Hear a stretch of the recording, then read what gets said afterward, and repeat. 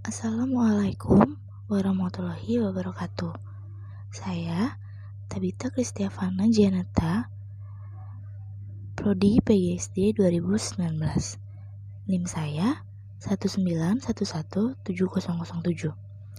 Dosen pengampu Sulistiani Putri Ramadhani, SPD, MPD. Di sini saya akan menjelaskan tentang pernafasan makhluk hidup untuk ujian akhir semester. Nah, pertama, manusia dalam bernafas menghirup oksigen dalam udara bebas dan membuang karbon dioksida ke lingkungan. Pernafasan adalah proses ganda, yaitu terjadinya pertukaran gas di dalam jaringan atau pernafasan dalam, dan yang terjadi di dalam paru-paru, pernafasan luar. Pernafasan luar yang merupakan pertukaran antara O2 dan CO2 antara darah dan udara.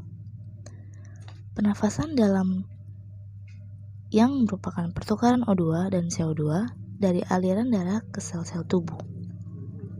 Jadi, sistem pernafasan atau sistem respirasi adalah sistem organ yang digunakan untuk pertukaran gas.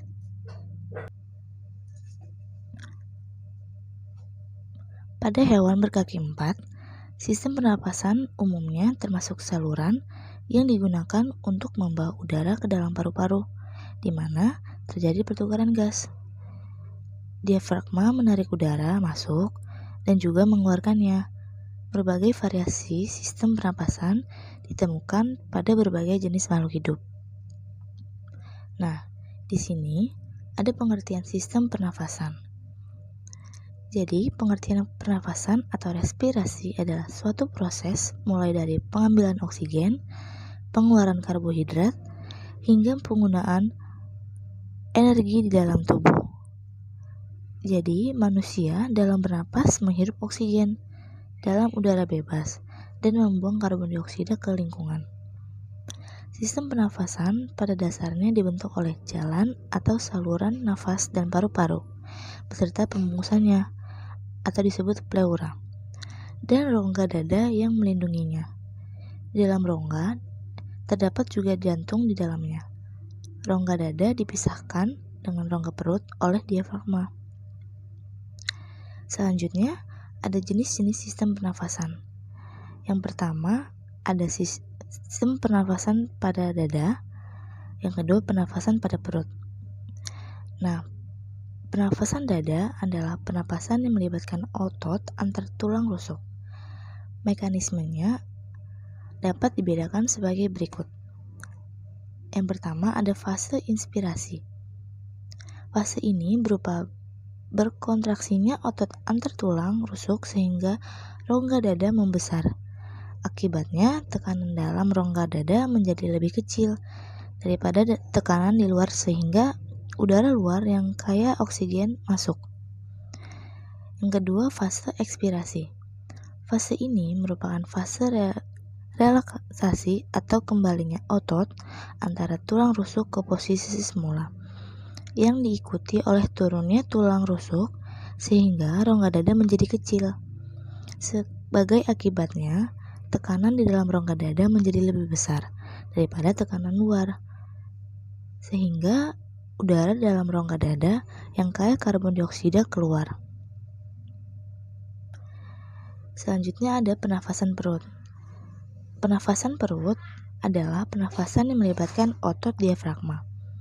Mekanismenya dapat dibedakan sebagai berikut. Yang pertama, fase inspirasi. Fase ini berupa berkontraksinya otot diafragma sehingga rongga dada membesar. Akibatnya, tekanan dalam rongga dada menjadi lebih kecil daripada tekanan di luar, sehingga udara luar yang kaya oksigen masuk. Yang kedua, fase ekspirasi. Fase ini merupakan fase relaksasi atau kembalinya otot diafragma ke posisi semula yang diikuti oleh turunnya tulang rusuk sehingga rongga dada menjadi kecil. Sebagai akibatnya, tekanan di dalam rongga dada menjadi lebih besar daripada tekanan luar, sehingga udara dalam rongga dada yang kaya karbon dioksida keluar. Next, ada alat-alat sistem pernafasan pada manusia. Alat pernafasan adalah alat atau bagian tubuh tempat O2 dapat berdifusi masuk dan sebaliknya CO2 dapat berdifusi keluar pada respirasi aerob. Nah, ada alat pernafasan pada manusia terdiri atas pertama, rongga hidung, kedua, faring atau disebut tekak, yang ketiga, laring atau disebut pangkal tenggorokan, yang keempat, bronkus atau disebut cabang batang tenggorokan, dan yang kelima, pulmo atau disebut paru-paru. Selanjutnya, sistem pernafasan pada hewan vertebrata. Nah, ada dua sistem pernafasan pada ikan atau disebut fishes. Yang kedua, sistem pernapasan pada burung atau disebut aves. Yang pertama, sistem pernapasan pada ikan. Sebagian besar ikan menggunakan alat pernapasan yang disebut insang. Nah, pada ikan bertulang sejati seperti ikan mas, insangnya memiliki tutup pelindung insang yang disebut operculum. Yang kedua, sistem pernapasan pada burung. Struktur alat pernapasan burung. Alat-alat pernapasan pada burung agak berbeda dengan manusia. Struktur pernapasan pada burung tersebut antara lain seperti berikut. Ada lubang hidung luar. Jadi lubang hidung luar ini terdapat pada pangkal paruh sebelah atas dan berjumlah sepasang. Yang kedua, lubang hidung dalam. Lubang hidung dalam terdapat pada langit-langit rongga mulut. Yang ketiga, celah tekak. Celah tekak terdapat pada faring dan menghubungkan trakea.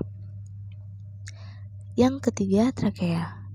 Trakea tersusun dari tulang-tulang rawan yang berbentuk lingkaran. Trakea ini akan bercabang menjadi bronkus kanan dan kiri.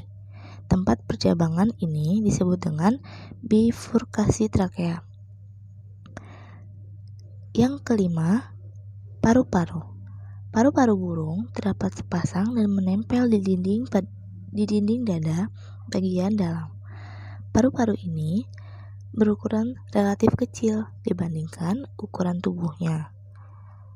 Nah, paru-paru burung tersusun oleh yang pertama, bronkus primer yang berhubungan dengan mesos bronkus. Yang kedua, mesobronkus adalah bronchioles yang paling besar.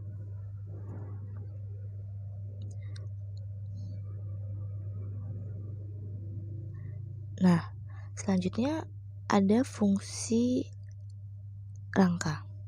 Fungsi rangka dan jenis rangka manusia. Tubuh manusia ditopang oleh rangka.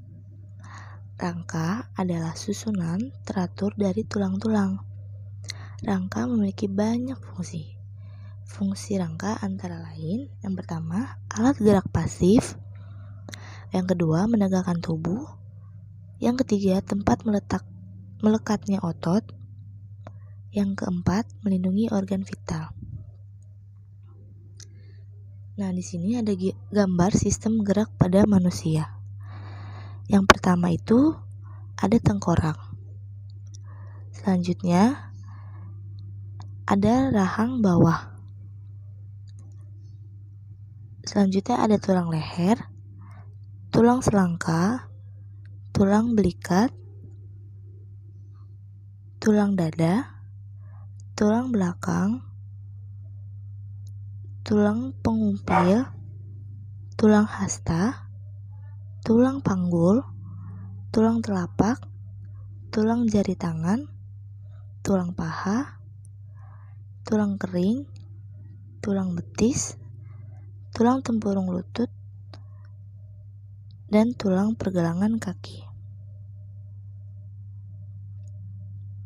Nah, jadi sistem pernafasan terdiri daripada hidung, trakea, paru-paru, tulang rusuk, otot interkosta, bronkus, bronkiol, alveolus, dan diafragma. Dalam mekanismenya, udara disedot ke dalam paru-paru melalui hidung dan trakea. Dinding trakea disokong oleh gelang rawan supaya menjadi kuat dan sentiasa terbuka. Traket bercabang kepada bronkus kanan dan bronkus kiri yang disambungkan kepada paru-paru. Kedua bronkus bercabang lagi kepada bronkiol dan alveolus pada ujung bronkiol. Terima kasih. Penjelasan tentang saya cukup sekian. Mohon maaf bila ada kekurangan dan salah kata. Terima kasih. Wassalamualaikum warahmatullahi wabarakatuh.